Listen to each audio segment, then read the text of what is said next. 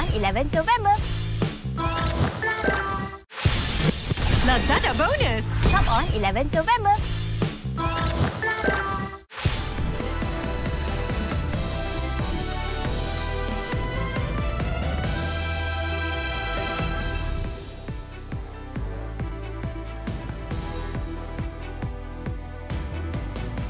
Hi, this is Nightline and I'm Muhammed. Hamdan. News making the headlines. PM denies any pact between BN and PH to form government. And LRT disruption due to automatic train control electronics malfunction.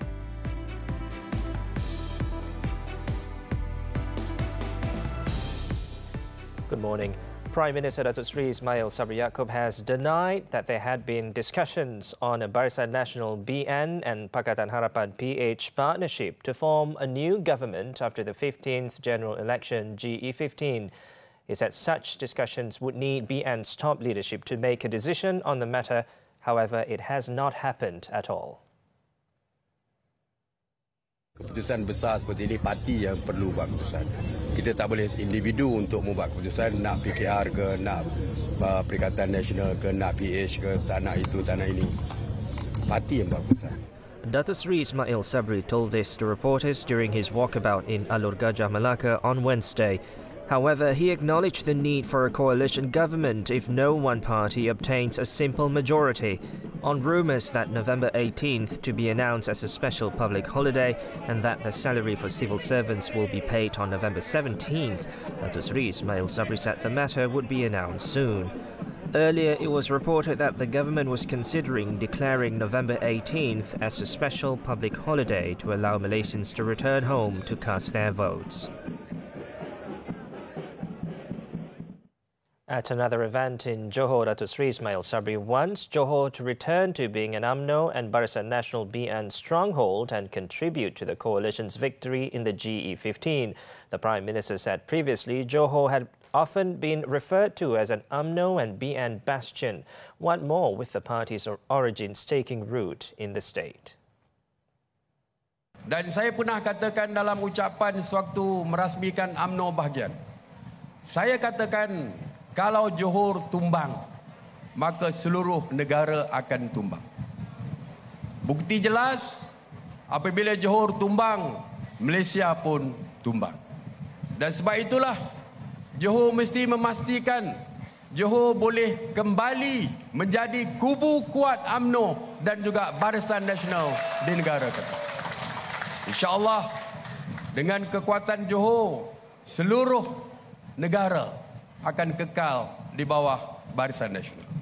He also said since BN's huge victory in the Johor state election in March, there has been much progress achieved in the state under the leadership of Johor BN Chairman Datuk Hasni Muhammed and Menteri Besar Datuk On Hafiz Ghazi.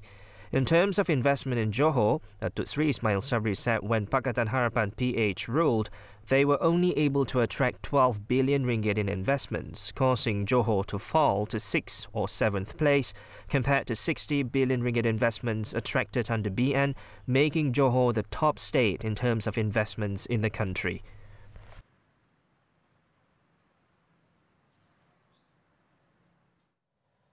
Now, Datuk Seri Ismail Sabri said that BN's candidate for Sungai Buloh, Khairi Jamaluddin, is qualified to be Prime Minister.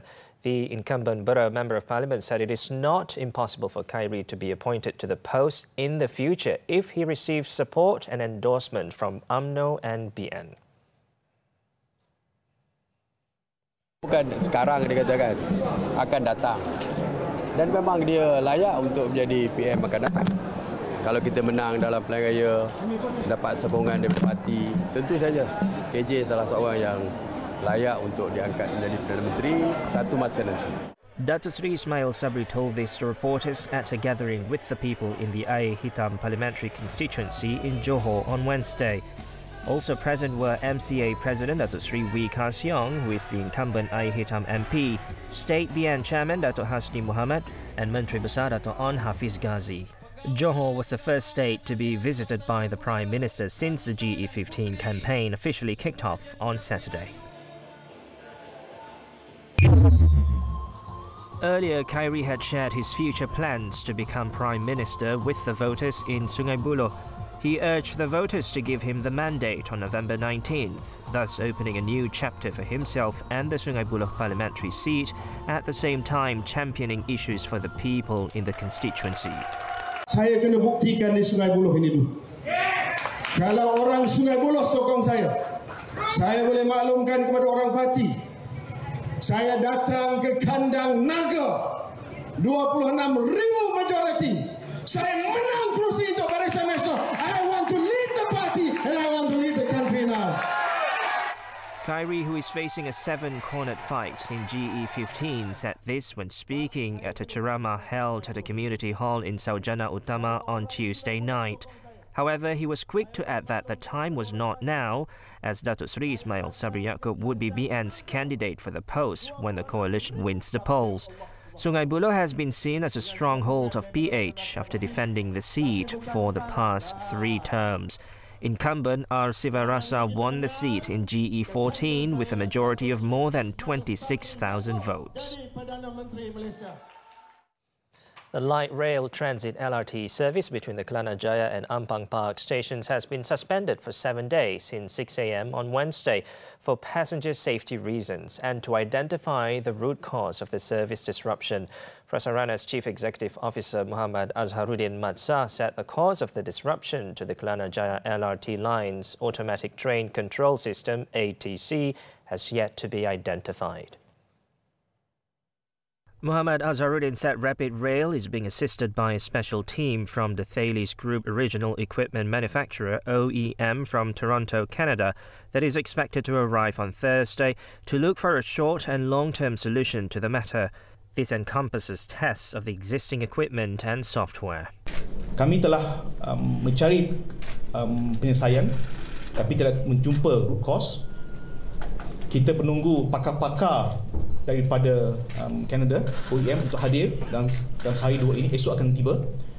And we need a bit more time to be able to assess what is the problem and find the root cause and then test out our trains in a sustainable manner. So sebelum kami start operation balik 16 station ini, we want to make sure that we are able to run the train safely and permanently. Kami tidak mahu kita start operation pagi, petang kita terpaksa stop the services. The Kelana Jaya LRT services will only operate from the Gombak station to the Damai station as well as Lembah Subang station to the Putra Heights LRT station. All Kelana Jaya LRT services will end its operations earlier at 11 p.m. on Wednesday to November 15th to give the engineering team more time to carry out the repair work. Prasarana is also looking into how it can compensate and refund affected passengers. It is estimated that some 200,000 passengers use the LRT service each day. Meanwhile, Transport Minister Datuk Sri Wika Siong has asked Prasarana Malaysia Berhad to update the public periodically to provide information on all developments relating to the LRT service disruption. Elaborating on the matter, he said aside from assistance from the technology owner of the automatic train control system, Thales, experts from Istanbul, Turkey, are also being flown in. The experts involved need to find the cause within the next day or two, as it involves a technical problem, and they may also need to look at other aspects. Apabila mereka telah memberitahu saya tidak dapat mengenal pasti di mana perginya train yang berada di tengah-tengah, saya kata no way. Itu tidak boleh kita mengambil sebarang risiko. Zero defect. Kita tak boleh.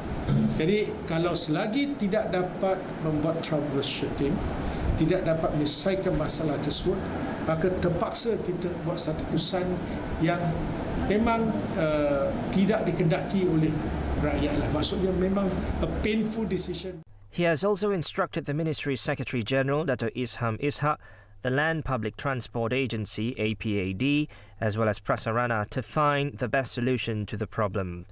He stressed that the time has come for Prasarana to look at scheduling for periodic maintenance work, as well as to adopt a more dynamic system that prioritizes safety.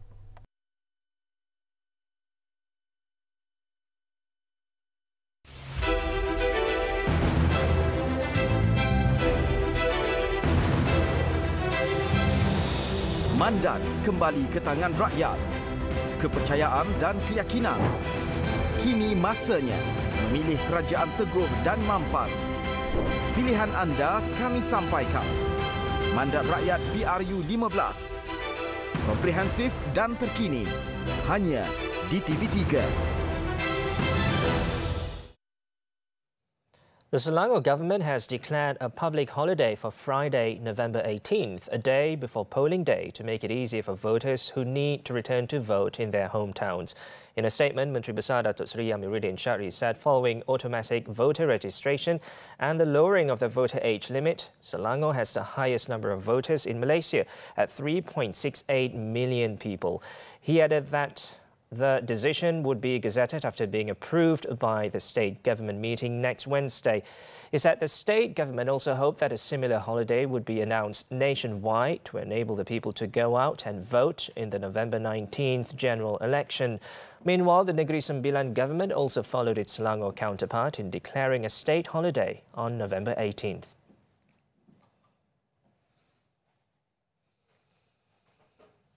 Moving on, Perikatan Nasional PN had in principle agreed to an understanding with Gabungan Parti Sarawak GPS to not contest in Sarawak for the 15th general election GE15. Parti Pesaka Bumiputra Bersatu PBB Deputy President Dato' Amar Awang Tengah Ali Hassan said the understanding was made following several meetings between the top leaders of both coalitions. According to Dato' Amar Awang Tengah, despite PN had broken its promise and fielded 4 of its candidates in Saratok, Lubuk Antu, Batang Lupar and Bintulu parliamentary seats for GE15, GPS had no problems in facing them, as any party can contest in a democracy. Siapa saja yang melawan kita, kita lawan. Sebab itu kita letakkan semua 31 parlimen, kawasan parlimen, kita letakkan calon kita. So far so good. To all our campaign, the response is very overwhelming. So what we need to do is just to keep our momentum. Itu yang penting.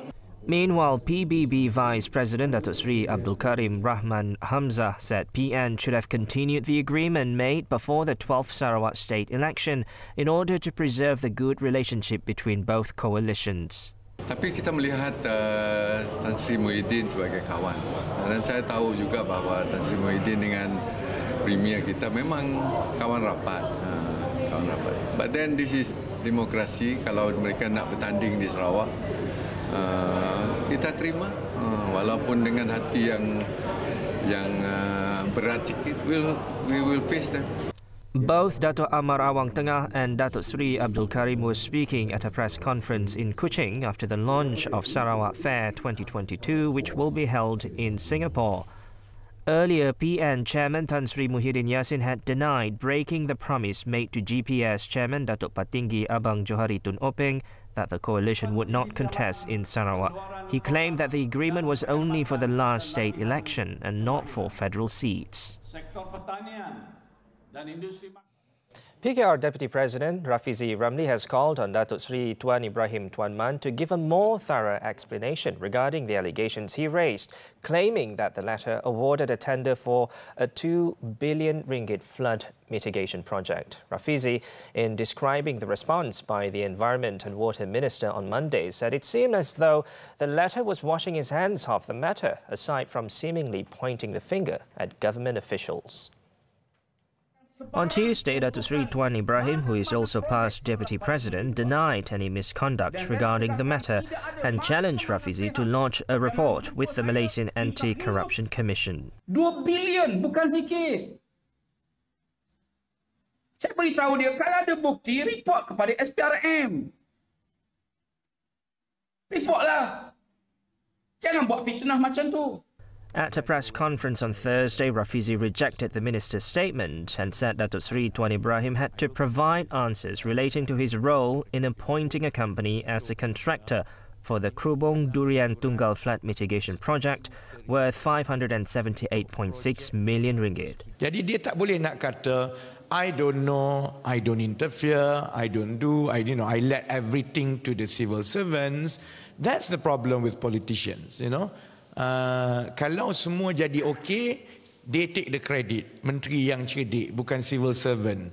The Pandan parliamentary candidate stressed that the document that lists the Sungai Langat Phase 2 flood mitigation project worth 2 billion ringgit is also a government document that is in the records of the Environment and Water Ministry, CASA. Still to come, mother and 8 children killed in building fire.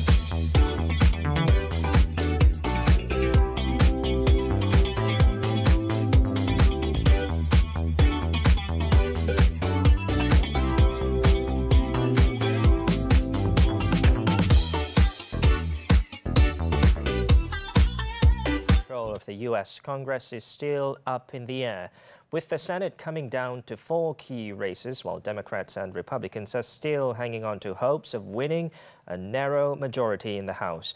Republicans began the night with a rout in Florida, where Governor Ron DeSantis won heavily Latino and historically Democratic regions on his way to a blowout victory that could serve as a launchpad for a 2024 presidential run.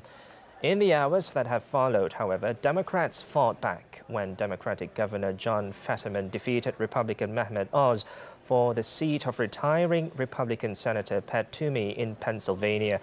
In the meantime, the battle for the House majority, one that favored Republicans, who is expected to benefit from high inflation, historical trends and friendly new district lines after 2021's redistricting, also remained unsettled.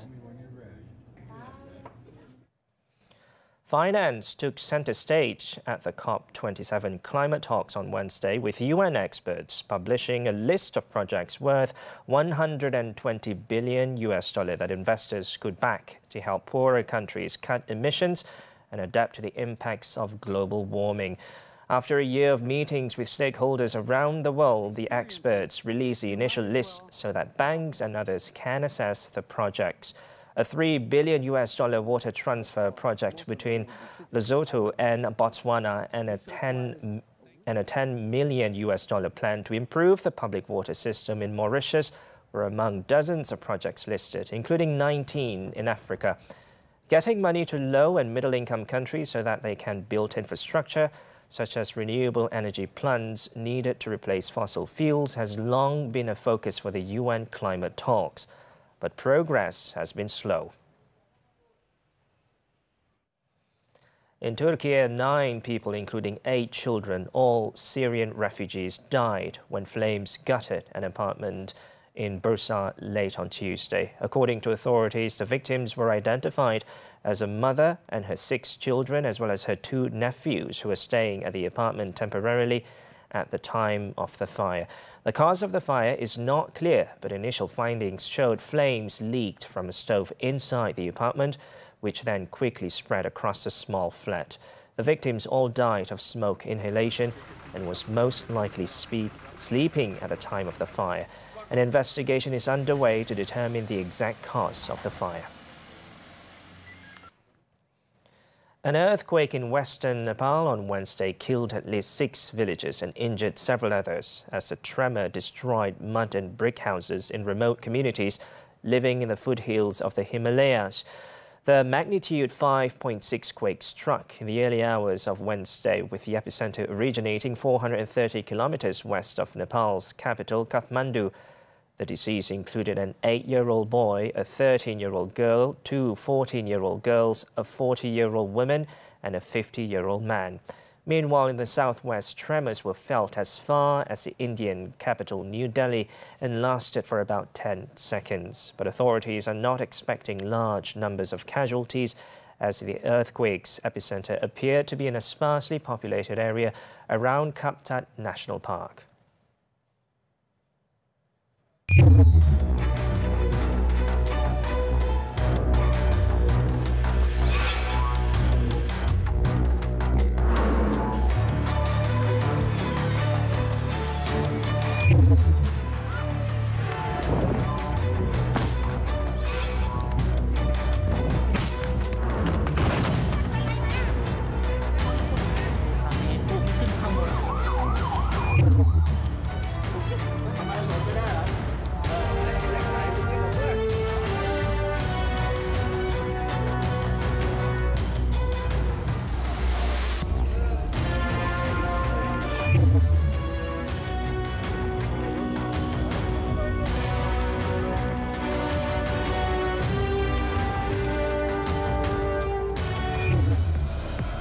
Sadio Mane expected to miss FIFA World Cup after leg injury. Sports when we return.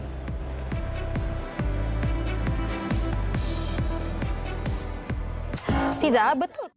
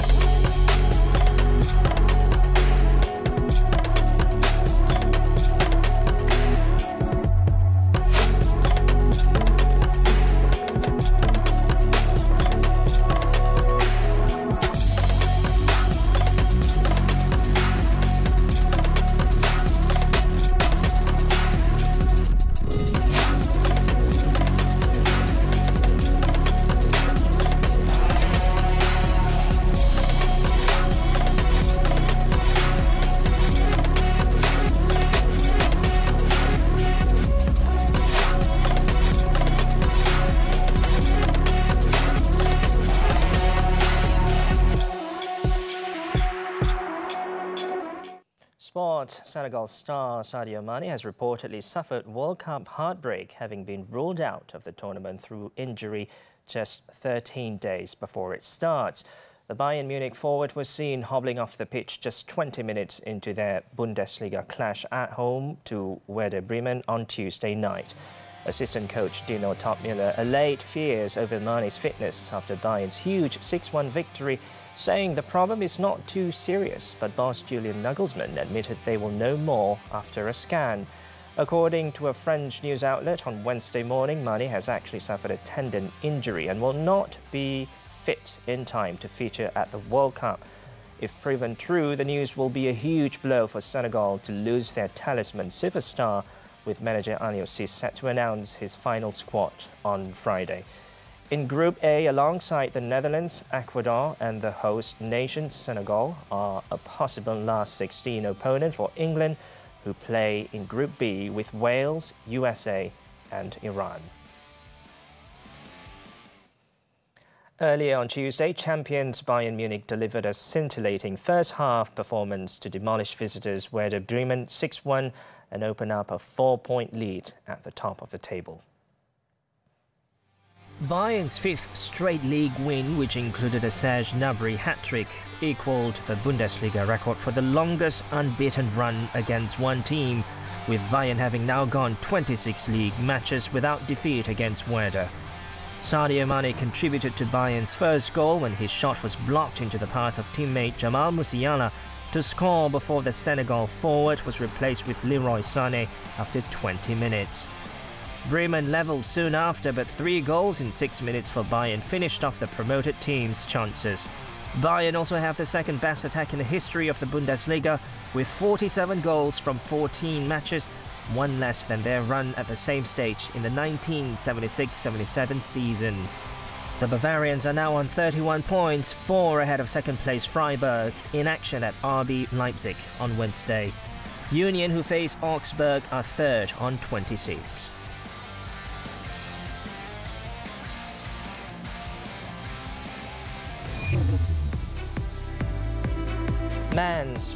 Man pleads guilty to prostituting own wife. This and more after this short break.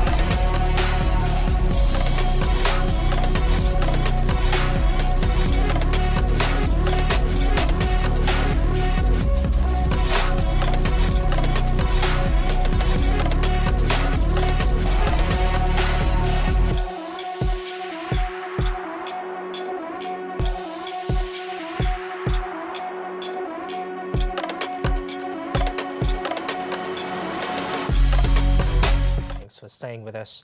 In Negeri Sembilan, a bank officer pleaded guilty in the Seremban Sessions Court on Wednesday to trafficking his own wife for sexual exploitation last month. The 35-year-old man gave the plea after he was charged with committing the offence before Judge Datin Surita Budin. According to the charge sheet, the accused allegedly prostituted his wife, also aged 35, at a hotel in Kuala Pilah on October 30th. The charge, framed under the Anti-Trafficking in Persons and Anti-Smuggling of Migrants Act, provides imprisonment for up to 20 years and fine upon conviction. At a separate court, the accused was slapped with another charge of living off entirely or partially on the illicit proceeds of the prostitution activities before Judge Rushan Lutfi Muhammed. The charge under the Penal Code carries imprisonment for up to 15 years, caning and fine if found guilty. Both courts denied bail and fixed November 21st for sentencing.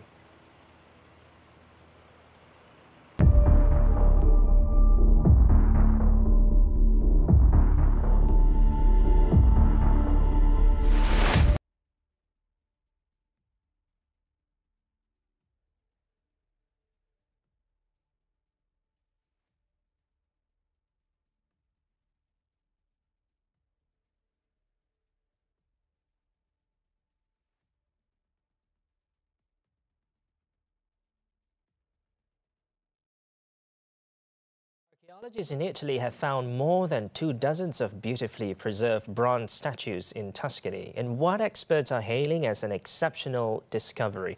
Let's take a look at the 2,300-year-old statues as we wrap up Nightline this time around. With that, I'm Muhammed, Hamdan. Thank you for watching and have a great week ahead.